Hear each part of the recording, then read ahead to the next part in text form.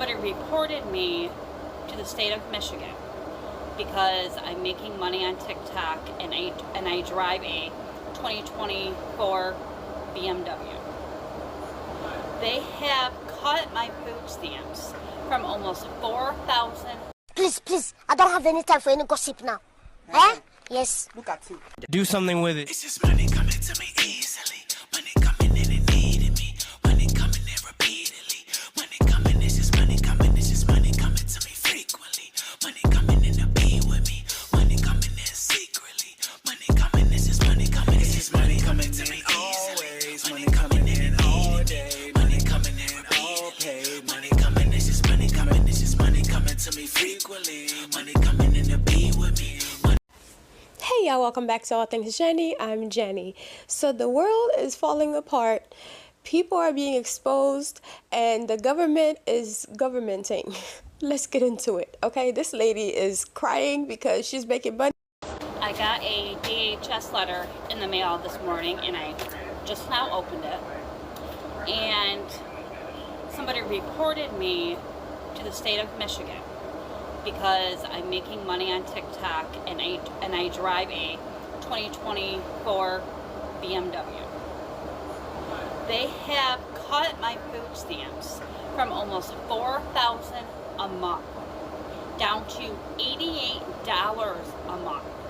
They are telling me if I want a review that I have to sell my car. So you're telling me if you were on welfare, food stamps, cash assistance, Section 8, you can't drive a nice car? They are forcing me to sell my brand new BMW or I lose almost $4,000 in food stamps. Not only that, they have taken my cash assistance totally away. They are telling me that Section 8 will no longer be paying 95% of my rent. Only 10% of my rent. So I will have to pay a little over $400 a month now instead of $60 a month. They cannot do this. They cannot make me sell my car. They cannot cut my food stamps. Has anybody else been in a similar situation? What do I do? What kind of rights do I have? Because I can't work, but I'm not selling my car.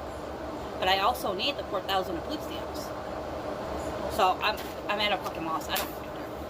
She went to Walmart and purchased over 100 cans of soda. She did this every month. She purchased the cans of soda with her food stamp cards. And what she did was she would dump it one can at a time at the Walmart parking lot. So a couple saw her, called the police. The police came and said, "Ma'am, what are you doing? Dumping all that soda in the parking lot." And she said, Oh, I'm going to go sell these cans so I can get money for it. He said, "Aren't you wasting your money that way?" And she said, "Oh no, I buy these with my food stamp card." Police officer said, "Ma'am, that's fraud and I'm going to have to report this." Well, DHS contacted her and said, "I'm not a chismosa, but I heard you buying cans of soda and dumping it at the Walmart parking lot so you could sell it for money." She said, "Yeah." DHS said, "That's fraud." And this woman was outraged and came on TikTok and made a video about it. She was upset that social services is taking her food stamps away and is making her pay back $23,000 because this is something that she did on a monthly basis. Imagine the sight. Because she did it every month, I'm sure people were wondering what was going on with her. Buying over 100 cans of soda, opening each one of them, dumping it, so she could go and sell the cans. You can't make this up. And she came on TikTok for some advice. She said, "Who should I contact? Can y'all tell me? Is there a phone number I can call?" Because she committed food stamp fraud and she actually got arrested. And I know a lot of you are probably scrambling to help this woman out. This is a PSA for anybody on government assistance. Whether it is food stamps, cash benefits, Section 8, disability, whatever it may be, just so you know, they are now forcing us to do a certain amount of hours of volunteer work. They are pretty much getting us jobs on their own and telling us you have to report on this day. I just left the DHS office. My caseworker took it upon herself to find me a job. I have to report tomorrow or I lose everything. So they're pretty much forcing me to put my children in daycare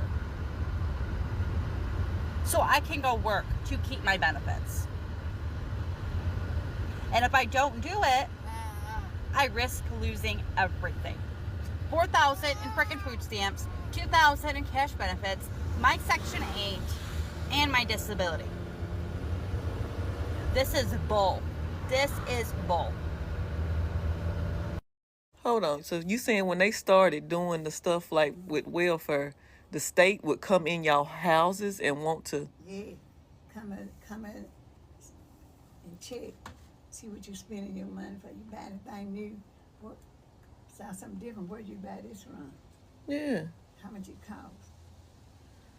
They would come in the homes. You sit in there, you know, you come door, you tell them come in, they come in. So y'all would have to do applications for it, and they would come to the house, and you said they would pick their favorites? Some girls go and they just turn them down. And some girls stayed on welfare and their kind of never did work. Yeah. Didn't want to work, they stayed on it. But somebody that work hard and try to work over and get on it. Let them on. It's how we would job every place. But they wanted to know who lived in the home and... You don't want to know anybody else living there, if any man living there. Make sure you ain't have no man living there. And they came there to see. I didn't know it used to be set up like that. Yeah, see if you got any man clothes in there. They went as far as to see what kind of clothes? Yeah, you were still under slavery where I looked at it. They set the slave free, but it wasn't free. No. When they told you could go free, where you going out there in the woods? You know, that said one can stay. That's why some of them stayed. Oh, look. If they slept out there on a dirt floor in the barn, they had the roof over their head. A little food to eat. Yeah. Grabbing what they didn't want.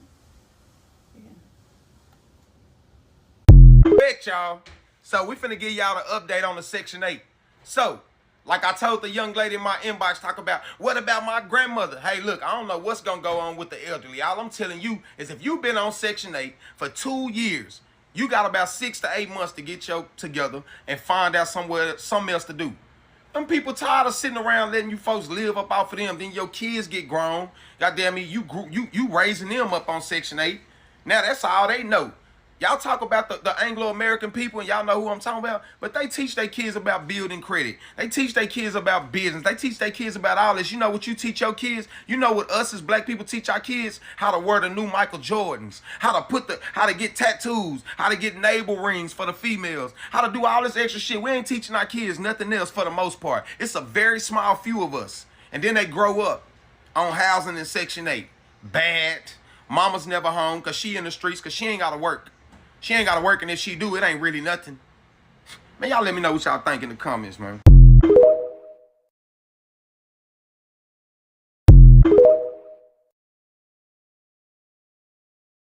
I just got a letter from DHS. They have cut off my food stamps, cash assistance, disability for me, all 6 of my kids, and my Section 8. What do they expect me to do? I can't go out and get a job. I have been getting welfare since I was 19 years old. Over 10 years I have been on welfare. Okay, this is not a temporary solution. It is a permanent solution. So my 2 older kids that don't live with me, I have had on my case. Their dad went behind my back and put them on his food stamp case so he could get food stamps for them since they're in his home. He has a job. I need the food stamps, not him. So now they have cut me off, and now they are forcing me to pay back over $48,000 for the last 12 months. And they are taking my taxes. So my $40,000 tax return I won't be receiving $1. And then I'll still owe $8 grand on top of that. Or I risk jail time. Where do they think I'm going to come up with that? How am I supposed to live now?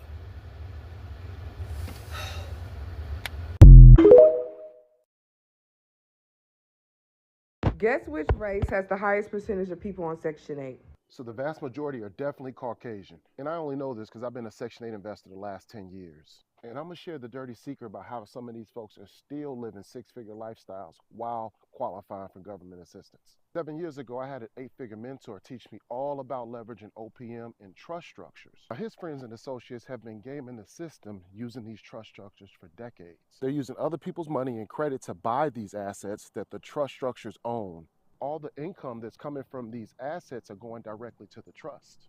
As a trustee, they can pay themselves a little bit of nothing every year, therefore qualifying for Section 8 or government assistance if they choose to. The income also allows these trustees to pay for trust expenses. Think about all the needs of a beneficiary: school, clothing, daycare, shelter, you name it. Now they also have the resource to set up something like a private family bank. So while you're getting judged on your W-2 income, they're able to pay themselves based on the acceptable poverty levels.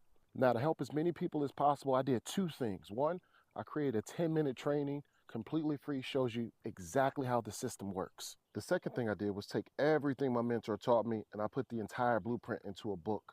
So if you want to learn how to leverage your trust and other people's money in the next 30 days, click the link in the bio for access.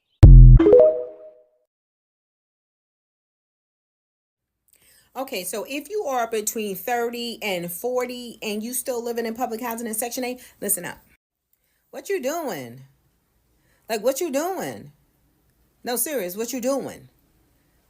See, I don't know how long you've been there. Maybe you just got there. I don't know where you've been. That you've been on a good foot and then you step backwards to go on the Section 8 public housing. Now, am I just thrashing these programs? No. Are they actually good? Only if you use it to get to the next level, which is difficult if you have integrity and actually a vision. Very difficult. However, if you are between the ages of 30 and 40 and you've been in housing for like 5 years and you don't have no degree, no certifications, or you still don't know what you want to do, then my question is, what you doing? Like, really, what you doing? My God. Listen, I cannot even tell you all the housing authorities that we go to. Y'all need to fast forward your lives. Look outside your neighborhood and look at, God bless them. I love them. God knows I am not making fun of our seniors. Bless them. Bless them, Lord. Bless their whole heart. Okay? But just look. Why most of these projects have older African-American women. Most of them are, we suffering from obesity. Hell, I suffer from it, okay? And then just like hopeless. They're looking defeated. Looking like life done passed them by.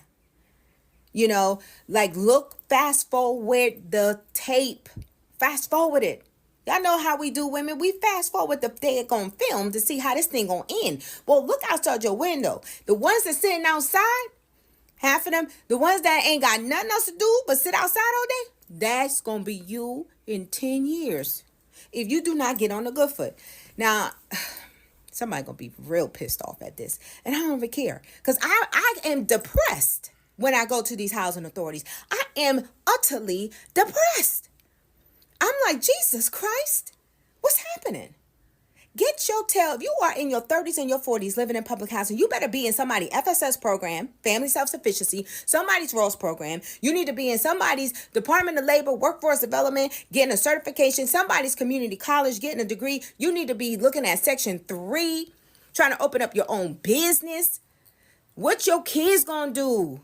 You got teenagers running around here in these streets. Come on now, stop. God is not pleased with that. That's not the work of the Lord. It's not. If you're sitting at home and you between 30 and 40, and your day you sitting on a stoop outside, get God. Get him today. He actually in the courtyard. He out there. Go find him. Say, Lord, cry out, cry out, cry out. What we got to do, Lord? What? I don't know what we got to do. Go look at The Great Escape.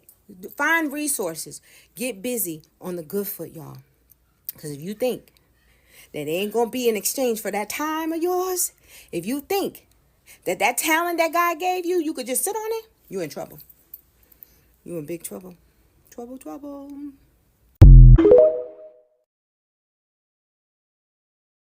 Okay, state of California, whoever gets Section 8.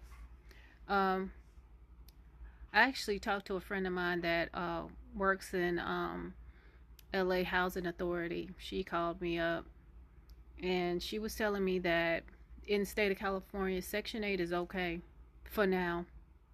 She said 2025, that's the funds are there. Funds are there, everybody's good. She was like, it's hard to get in on Section 8. She's like, a lot of places our vouchers are closed. She asked me about Orange County. I was like, yeah, you can't get a voucher. It's hard to get a voucher out here. And she was like, but 2026, she said, I was telling my clients that they need to save. I said, well, they need to save anyway. I was like, she was like, yeah, I need to save. I was like, yeah, I said, I have a little stash saved up, you know. But she was like, save all you can. Because she said, because it's about to get rough and turbulent. And she was like, do very little spending as possible. And I was like, yeah. I said, we were talking about credit cards. And she was like, honey, she was like, let them credit cards go. I said, no, I'm going to pay those credit cards down completely as if I can. And then I said, I'm locking them up. I said, they're going to be for emergencies. And then she asked me, you have your go bag? I said, girl, what? I got a go bag. I said, I got my emergency bag already done. And we were talking about, you know, how I stocked up on shelf stable foods. And she was like, I haven't did that yet. And I said, I suggest you do. So we were just talking back and forth on, you know, just preparing, preparing for the worst. We're hoping for the best, but as what we see, is not looking so good. You know, and I told her, I said, you know what, I'm glad I'm blessed enough that I still have businesses that come to me to promote their products. I said I think I have a year's worth of skincare. I don't have to worry about that. I said I have a wardrobe for days. And I said I'm about to donate some of that. I have so many clothes that I don't have enough space in my closet. And I consider myself truly blessed on that front, that I have brands that send me stuff on a daily. I consider myself very blessed. And for those who say I need to be humble, no, I don't need to be humble, but I am very grateful for everything I receive. Don't get it twisted. Trump said, if you are on Section 8 of housing, you only get 2 years. Now, I know a lot of y'all don't want to hear that, but understand the matter of the fact is that a lot of people get on this Section 8 and get this housing, and they sit on it for years, and they never do nothing else with their life. They get content and comfortable with what's going on in front of them. They sit up, they buy bags, they got the most expensive cars, they buying their kids all these expensive clothes, instead of saving money and putting this money up to progress, to get ahead in life. It's like somebody asking you for a loan to get ahead on their bills, but then they never get ahead on their bills because next month they need your help again. They need your help again because they really tricked all that money off. See, the thing is this: you need to get up off your ASS, do something with your life, and stop trying to sit around on housing in Section 8 for the rest of your life, because it's not going to always be there. What are you going to do if the economy just drops right now?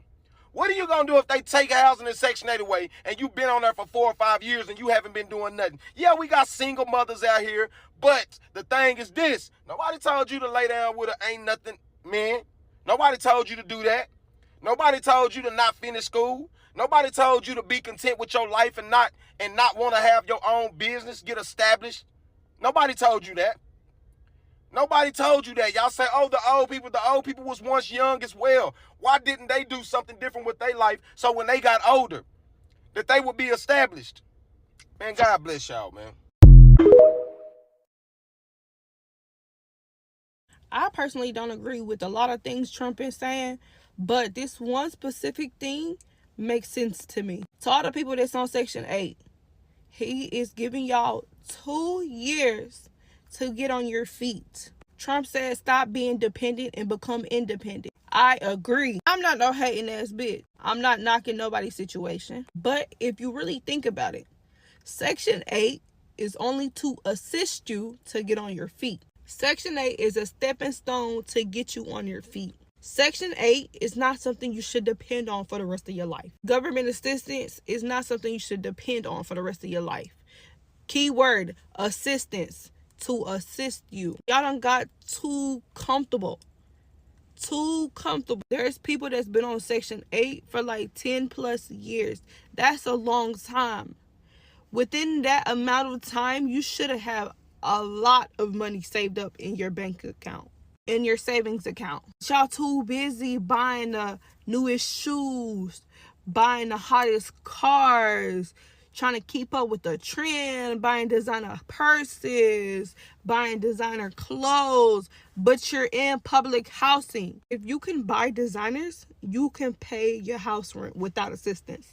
Let that sink in. If you can buy designers, you can pay your house rent without assistance. I mean, I get it. There's a lot of single mothers out here also that need those type of assistance. But if you just comfortably living off Section 8 and don't care, that's crazy to me. That's the reason why nobody else can get in, because y'all be on Section 8 for years. Y'all not thinking outside the box. Y'all being so dependent. Stop being so dependent and let's become independent. Back in 2018, I applied for Section 8 in Atlanta, right? We in year 2025. Why they just now accepted my application last year of January, I found out. And they just now found me an apartment. It's 2025, mind you. They just now found me an apartment and sent me the letter saying, hey, you've been accepted. That was 7 years ago. You know how many lives I've lived since then? Imagine if I just waited around for that shit. What have I done since 2018? So in 2018, I applied a month after I lost my job. So I lost my job. I thought my life was over. I was like, I'm going to Atlanta. I'm gonna apply for Section 8, okay? When I started doing lashes in 2019 of February, I was just down bad, y'all. I was just got done being homeless in Miami, all type of shit. So I moved to Jacksonville because I lost my job, I lost my apartment. And since 2018, I moved to Jacksonville in November. I applied for Section 8 in December of 2018 for Atlanta because I wanted to go to Atlanta. I started my business in February of 2019. So 3 months later, I started my business, my lash business, 6-figure business, by the way. Since then, I went to esthetician school, started my business. I didn't move to Miami. I didn't move to Houston. I didn't move to fucking Bali. I'm now in Thailand. Imagine if I just waited. That's what I'm saying. The lesson of the day is don't wait around for shit. Don't wait around for a fuck thing, because while you sit around waiting, you never know where life could have taken you. That's all I gotta say, y'all. Bye. I'm still gonna look into that house and I'm gonna figure something out. Airbnb, something, I don't know. So I got a letter from DHS today. They're trying to tell me that I have to sell my 2024 Range Rover that I just bought. Okay, I put $10,000 down on this car, my dream freaking car. And they're trying to tell me if I don't sell it, because this is considered a big asset, if I don't sell it, get rid of it, I will lose my $4,000 in food stamps, my $2,000 in cash assistance, my Section 8, my disability, and my kids' disability. So pretty much, if you are on government benefits, you can't drive nice things. You can't have nice things. They literally want me to sell my car, my Range Rover, that I have wanted all my life, if I want to keep feeding my kids. They're literally taking the food from my children's mouths because they know I can't work. I cannot work. It's been 13 years, okay? 13 years. Over a car? Over a Range Rover? Are you kidding me? This is what they're doing to us. This is what they are stripping our rights away. And this is only the beginning. According to research and history, Black people are the main one who benefit from Section 8, help from the government. And don't get me wrong, there's a lot of us who do. And a lot of us get stuck in it, not me. But I now get to that in a minute, okay? But a lot of us get stuck in it. Not only do you get stuck in it, but you also pass it down to like your sister-in-law, your sister, your this and your that. So therefore, there's always a wait list. There's always a freaking wait list. And because I've tried it, okay? And I've never gotten accepted ever. And I've never even gotten a call back. And I'm just like, well, damn, it would be nice to only have to pay like 10% of my rent and or having enough money to cover my food, And, oh, bless my heart, I be trying to eat healthy. I be trying my best, okay? But it's so expensive. And I try, and I improvise and all that because I want to live a long life. And that will happen, But my thing is, you mean to tell me one of your friends, ratted you out, told the government or told your state that you're making money on TikTok and you are also collecting assistance. And my thing is, you're probably $4,000 in groceries a month. Who eat that much groceries? Look, hold on. Why do you need $4,000 worth of groceries a month? What are you eating? And how many kids do you have to be collecting that much money? I wish I was getting free $4,000 a month just for food. Oh, the way I be making just smoothies and eating the rawest mango every day. What? Look. Okay? But my thing is, every time I go to apply, they say, oh, well, according to your tax bracket, because I choose to work, and not saying everybody who's on child support, or not child support, that too, but everybody who's on government assistance don't work. But I have worked with people who are on government assistance, and they purposely choose not to work more because they don't want to overly work for the government to take away their stuff or show that they're making too much money. You know what I mean? There's this lady I used to work with. She had all these kids. The father of them kids were the Haitians. So she would connect with me because I'm Haitian. She's like, oh, the father of my kids are Haitian. Da, da, da, da. But I'm like, there's no way this man is Haitian and he does not take care of his kids, right? But the thing is, you cannot take care of them. You keep having them. And also, you're not even together. And you just be popping up pregnant. Oh, he's the dad. How? When? How did it all happen? But my thing is, I don't work at that place no more. Thank goodness. But my thing is, every Christmas, she wants to give them the most luxurious things that she doesn't even have because you're relying on the government to buy you food, which I'm not hating because if I was getting it, I'd be happy too. But my thing is, if you don't need it and you can afford it, let someone who actually need it use it, but you stay there because it's easier to live off of the government instead of actually working a job and getting paid, because at the end of the day, it does limit you. I have to say it does limit you because you cannot overwork, you cannot underwork. Well, you can underwork, but you cannot overwork. You cannot have extra money because as soon as extra money is coming in your pocket, now you're making too much money. So therefore, they have to reevaluate your things. So this lady's making money on TikTok, and that's great, right? Amazing. And of course, I'm at 35,000 subscribers, and I barely make like 5 cents. Crazy. I don't even know how this happens. But yeah, so she's making all this money. I don't know how much money she's making on TikTok, but she's making money enough for somebody close to her, because clearly it's somebody close to her, because clearly, unless she's putting her business on TikTok, we don't know what's happening and how she's getting all this extra money. Like, how are you on I keep saying child support. How are you on government assistance and they're helping you with your rent? 80%, you're only paying 10%, so $60 a month. I wish I could just have a nice, whatever, 5-bedroom, whatever amount of bedrooms, and only pay $60 a month. That would be chef's kiss, amazing. I'd be walking around the house naked 24/7 because, look, it's a free house. And the girl that I knew, she'd be like 3 months late. How are you 3 months late and you're renting $60? Girl, really? Like, what? Anyways, like, she'll put her kids' stuff on layaway every Christmas because she wants to give them to them. And it's like lavish things, but you know, you're living in Section 8. Your income is limited. You cannot go and branch out and have multiple streams of income because you're restrained in this box, you know? It's just, to me, it's crazy. It's crazy. But my thing is, this lady clearly wanted her friend, someone who's close enough to see that she's using the system. Like I said, unless she's putting it on social media, hey, look, I'm making all this money on TikTok, and also I have food stamp, and I don't even have to pay my rent every month. I only have to pay like $60. Oh my God, a blue jay. I just saw a blue jay flew by.